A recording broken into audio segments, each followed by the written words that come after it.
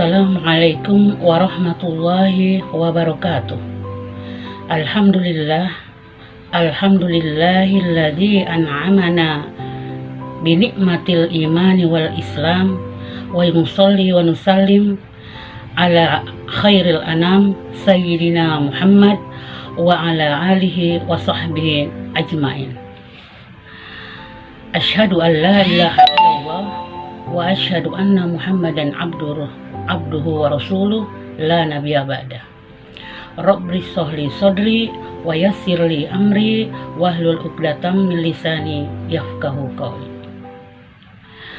Puji syukur marilah kita panjatkan kehadirat Allah Subhanahu wa taala yang telah melimpahkan rahmat dan karunia-Nya kepada kita semua. Hampir di setiap desah nafas kita menikmati nikmat dari Allah Subhanahu wa taala yang tiada henti-hentinya. Salawat dan salam semoga tetap terlimpahkan kepada baginda Rasulullah SAW, para keluarga, sahabat dan pengikutnya yang setia sampai akhir zaman.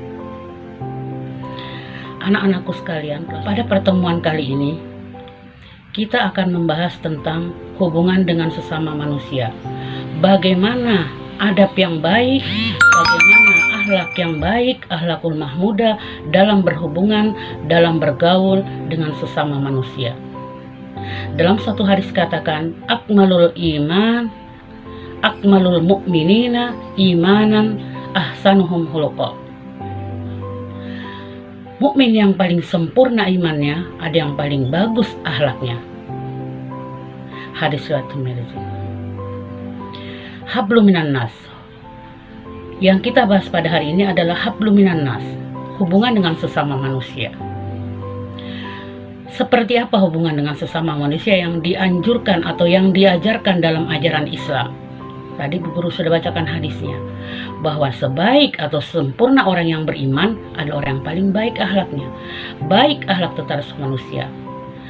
Tidak sempurna hablum minallah kita, hubungan kita kepada Allah, ketaatan kita kepada Allah, kalau tidak disertai dengan hubungan yang baik kepada sesama manusia. Betapa banyak nanti di akhirat orang yang sholatnya rajin, 5 waktu tidak pernah terlewatkan, ditambah dengan sholat tahajud, sholat duha, kemudian ditambah lagi dengan puasa wajib, dan ditambah dengan puasa sunnah, amalan sunnah, namun dia tidak dapat menikmati indahnya surga. Kenapa? Karena ternyata dia tidak berlaku baik kepada sesama manusia, kepada tetangganya, kepada saudaranya, kepada temannya, ya, menyebabkan dia tidak bisa menikmati indahnya surga. Padahal perhubungannya kepada Allah sangat sungguh baik. Artinya berarti di samping kita hablum minallah, harus juga dengan hablum minan nas. Islam mengajarkan kita, umat manusia, umat Islam, untuk menjaga keseimbangan antara hablum minallah dan hablum minan nas. Beberapa kali sudah pernah kita pelajari tentang adab bergaul. Adab bergaul dengan teman, adab bergaul dengan tetangga, adab bergaul dengan saudara, ya, tetangga dekat, tetangga jauh, ya. Seperti yang tercantum dalam Quran surat An-Nisa ayat 36. Di situ Allah berfirman, A'udzubillahi minasyaitonirrajim, Bismillahirrahmanirrahim, wa'budullaha wa la tusyriku bihi syai'a wa bil walidaini ihsana wa bizil qurba wal yatama wal masakin wal jaril junubi wal jaril zil qurba wal jaril junubi was sahibil jambi wa ibnis sabil wa ma malakat aymanukum innallaha la yuhibbu muhtalan fakhur. An-Nisa ayat 36. Di situ Allah menyampaikan urut-urutan kita harus berlaku baik, ihsan. Mahwal ihsan. Ihsan itu adalah engkau beribadah kepada Allah seolah-olah engkau melihatnya, dan jika engkau tidak dapat melihatnya, maka sungguh Allah Maha melihatmu. Pada siapa saja kita ihsan. Wa'budullah, hablum minallah, sembah Allah, jangan kamu sekutukan dengan siapapun juga. Dia yang maha tinggi, maha besar, maha mencipta, yang mengatur alam semesta ini. tanpa bantuan siapapun. Allahu la ilaha illa huwal hayyul qayyum, yang berdiri sendiri tidak butuh bantuan. Jadi yang pertama adalah hablum minallah, kepatuhan, ketaatan kita kepada Allah Subhanahu wa taala, akan semua perintahnya dan menjauhi semua yang dilarangnya. Yang kedua adalah menjaga hablum minannas. Kepada siapa saja kita harus berlaku ihsan, kepada sesama manusia. Yang pertama adalah wabil walidaini ihsana, berbuat baik kepada kedua ibu bapak. Tanpa mereka kita tidak akan menikmati indahnya alam di dunia ini.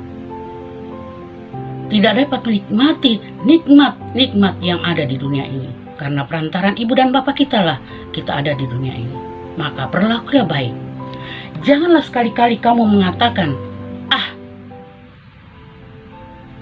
atau kata-kata kasar. Pergaulilah mereka dengan baik dan ucapkanlah doa kepada mereka. Ya Allah, ampuni dosa ibuku, sayangilah mereka dan kasihilah mereka sebagian mereka mengasihi aku di waktu kecilku. Tadi anjurkan, lihat surat Al-Isra. Itu yang kedua.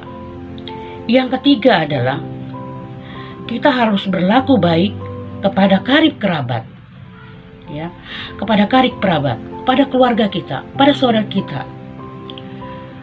Bagaimana cara berlaku baik?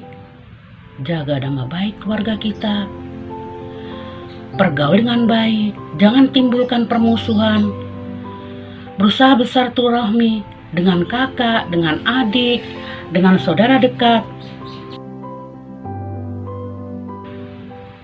karib kerabat. Selanjutnya siapa lagi? Anak-anak yatim. Pergaulilah anak yatim dengan baik, santuni mereka. Orang-orang miskin, orang yang tidak memiliki, orang yang tidak mampu, pergauli dengan baik. Jika kita kelebihan harta, jika kita kelebihan dari sesuatu, bagikanlah, bantulah kepada mereka yang membutuhkan. Kemudian siapa lagi? Tetangga dekat. Tetangga ada dua, tetangga dekat, tetangga jauh.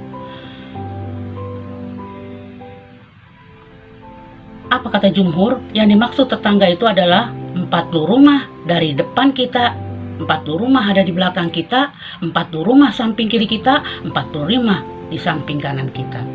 Itu yang disebut dengan tetangga.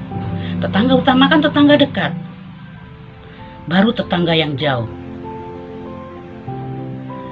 Kemudian dalam hadis dikatakan, "Man kana yu'minu wal yaumil akhir falyukrim jarah."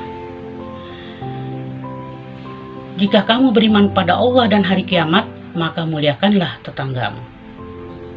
Artinya kita harus memuliakan tetangga kita, berlaku baik, tampakkan wajah yang menyenangkan, tampakkan yang berseri-seri ketika bertemu dengan tetangga.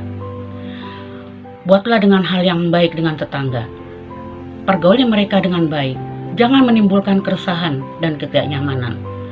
Kemudian dengan teman sejawat, kita harus menciptakan kenyamanan dan keamanan dalam berteman, menumbuhkan rasa daripada suuzon, ya. Dan selanjutnya adalah Ibnu Sabil dan hamba sahaya.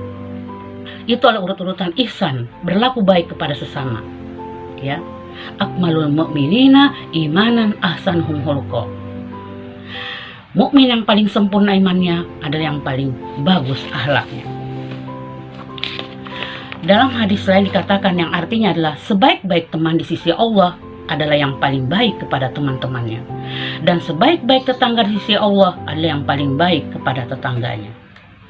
Jadi mari kita ciptakan kebajikan, marilah kita ciptakan hubungan kepada Allah, hablum minallah, dengan baik, dengan melaksanakan sebaik-baiknya, dengan ketakwaan yang sempurna kepada Allah Subhanahu wa taala. Dan kemudian mari kita jaga hubungan kita dengan menciptakan kelakuan baik, perlakuan baik, hubungan yang baik, menjaga perasaan, menjaga silaturahmi, menimbulkan keamanan dan kenyamanan dalam berteman, dalam bertetangga, dan dalam berkeluarga. Semoga pertemuan kita kali ini mendapatkan manfaat dari Allah Subhanahu wa Ta'ala, dan kita akan mendapat keridhoannya, dan segala yang baik itu datangnya dari Allah, dan segala kesalahan itu datangnya dari diri saya sendiri. Mohon maaf atas segala kehilapan. Wassalamualaikum warahmatullahi wabarakatuh.